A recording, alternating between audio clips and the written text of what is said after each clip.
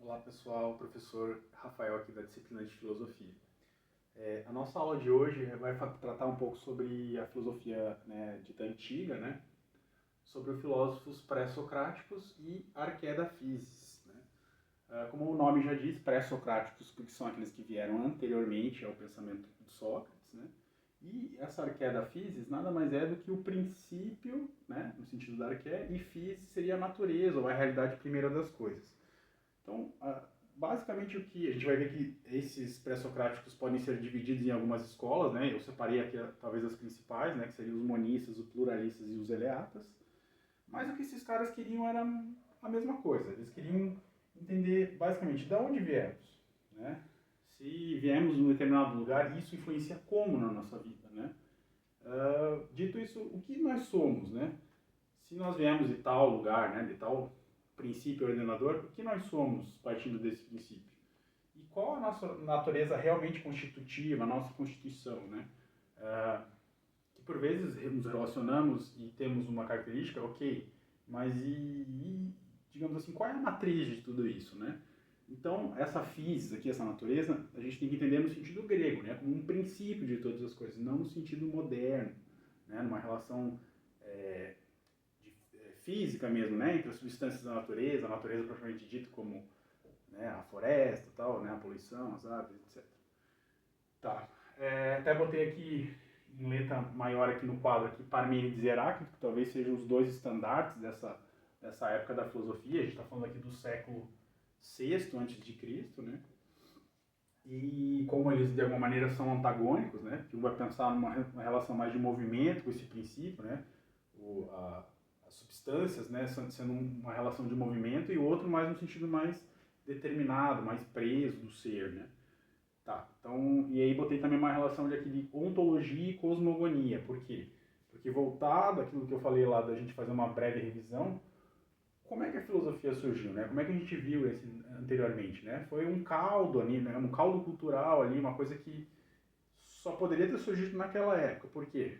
Se a gente somar ali a questão socioeconômica, né, de formação política, mais uma questão religiosa, e ainda assim somar a questão da cultura, né, da poesia, né, com a cosmogonia, com essa explicação da ordem das coisas por meio divino, né, do politeísmo, o exílio do Homero com suas poesias, juntado tudo isso, formou a necessidade dessas perguntas, né? E o que faltava para a gente, para eles, né? E a gente posteriormente com a filosofia fazer, usar o logos, a razão, né?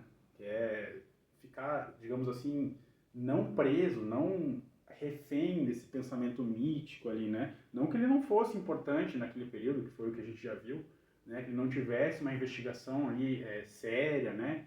De cunho realmente interessado sobre as coisas, os fenômenos naturais. Não, não é isso.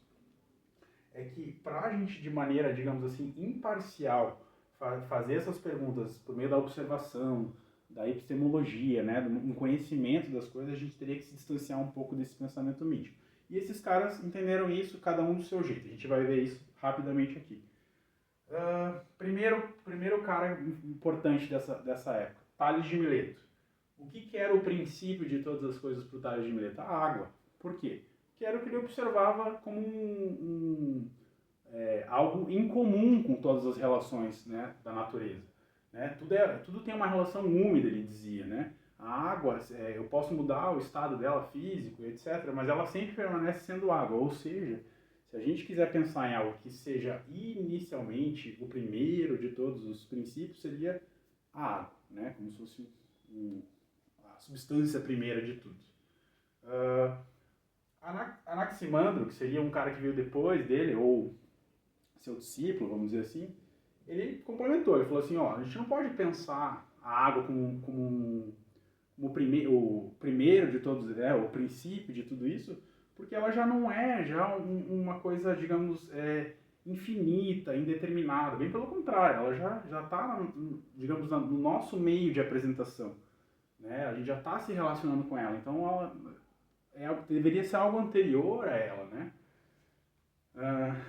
E aí, por isso, ele falou assim, a água não é o princípio, o que é o princípio é o ápero. Né? O que é o ápero?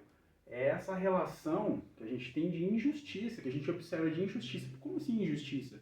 Não no sentido jurídico, né, no direito, mas no sentido de que há contradições na relação entre as coisas. Isso sim é um princípio, isso sim a gente observa em todas as relações.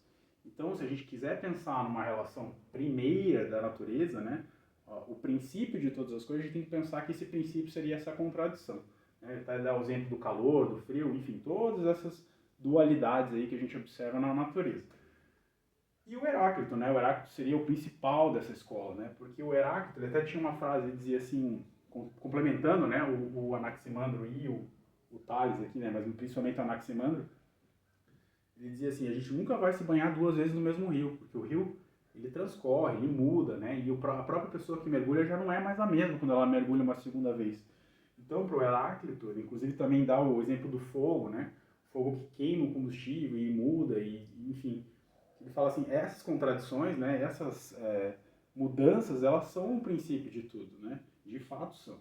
Então a gente viu que os monistas, né, por mais que eles se interessem nessa mudança das coisas, é um princípio só que eles focam, né? Diferente da próxima escola, que é dita pluralista. Mas pluralista porque eles pensam em vários princípios, diria que não. Na verdade, eles são pluralistas porque o princípio está um passo atrás, que daí mostra que tem vários desdobramentos, né? E esse passo atrás, a gente poderia até trazer para nossa ciência atual, né, moderna, que é a relação atômica que a gente tem com as coisas, né? Essa coisa do macro e do micro. Né? Então, o Anaxágora e o Demócrito, basicamente, eles pensam no sentido mais atômico, né? O Anaxágora vai falar de uma inteligência cósmica, um nous, né? Esse nous que o Anaxágora fala, ele quer se distanciar assim, do ser e do não ser. Ele falou assim, não, as coisas realmente elas mudam, né?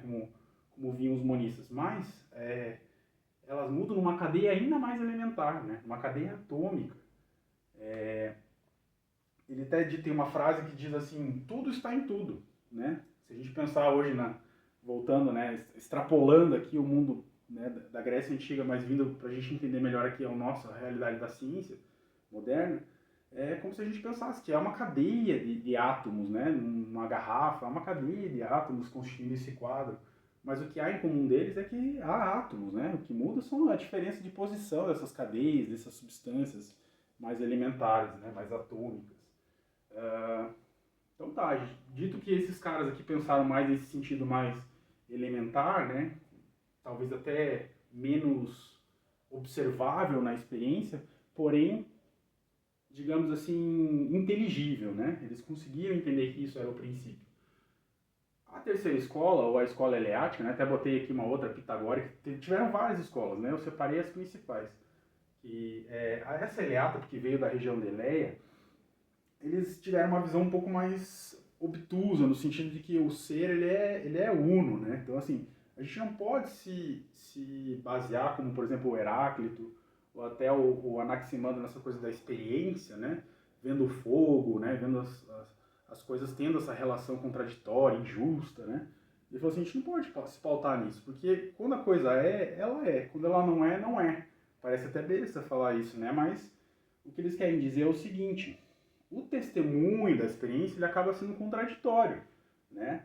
E para a gente escapar dessa contradição, a gente tem que pensar como ser uno, né? E aí essa relação da ontologia que eu falei antes. A ontologia, né, aqui, ela é o estudo do ser enquanto ser, né? Então se a gente imaginar o Parmênides e o Zenão, que são os principais representantes dessa escola eleata, eles estavam interessados nisso, né? Vamos naquilo que é a essência da coisa, né? Que é o ser. E quando o ser ele não pode não ser. Então, o que eles queriam dizer aqui?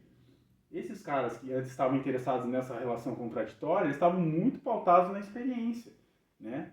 Uma relação mais, digamos assim, epistemológica, né? Eles estavam na observância das coisas. E o que eles deveriam, na verdade, estar fazendo era estar focados naquilo que realmente interessa, que seria o ser mesmo, né? O ser é e o não ser não é, e ponto. Não há mais nada de extrapolamento sobre isso.